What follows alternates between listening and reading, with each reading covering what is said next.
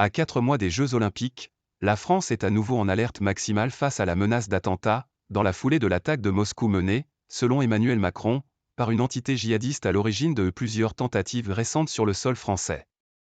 Alors qu'il s'apprête à organiser cet événement sportif planétaire à Paris du 26 juillet au 11 août, le gouvernement français, dont la sécurité était déjà une préoccupation majeure, veut montrer qu'il prend la menace au sérieux, tout en rassurant sur sa capacité à la maîtriser. La police, la gendarmerie et les renseignements français seront prêts pour assurer la sécurité des Jeux, a affirmé lundi le ministre de l'Intérieur Gérald Darmanin. L'exécutif a décidé dimanche soir, à l'issue d'un conseil de défense à l'Élysée, de relever le plan Vigipirate à son niveau maximal, urgence attentat, un peu plus de 2 mois seulement après l'avoir abaissé d'un cran. Une attaque qui a rappelé aux Français celle menée en novembre 2015 par des commandos de ce même groupe djihadiste contre le Bataclan, en plein concert, ainsi que contre des terrasses de café parisiennes et le Stade de France, faisant 130 morts au total. En Russie, c'est la branche afghane de l'organisation, État islamique au Khorasan, EIK, qui est la première suspecte pour les experts du terrorisme mondial, même si le président russe Vladimir Poutine a lui pointé une responsabilité de l'Ukraine. Les informations dont disposent les services de renseignement français comme celles de leurs principaux partenaires indiquent en effet que c'est une entité de l'État islamique qui a fomenté cet attentat et l'a mis à exécution, a déclaré lundi le président Macron à son arrivée en Guyane pour une visite de 2 jours. Instrumentalisation. Il a mis en garde Moscou contre toute instrumentalisation ou tentative d'utiliser ce contexte pour essayer de le retourner contre l'Ukraine. L'EIK qui est impliqué, semble-t-il, dans cet attentat, avait conduit ces derniers mois plusieurs tentatives sur notre propre sol, a expliqué le chef de l'État devant la presse.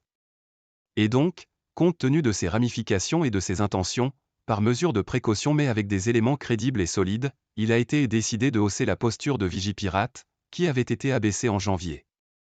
Matignon avait évoqué auparavant plusieurs projets d'attentats récents déjoués dans plusieurs pays d'Europe, dont l'Allemagne et la France. Cette organisation menace la France, avait affirmé l'entourage du chef de gouvernement. À la demande de Gabriel Attal, le secrétaire général de la Défense et de la Sécurité nationale, placé sous son autorité, a convoqué lundi matin une réunion associant l'ensemble des services de sécurité appelés à adapter leur posture à la suite du relèvement de l'alerte.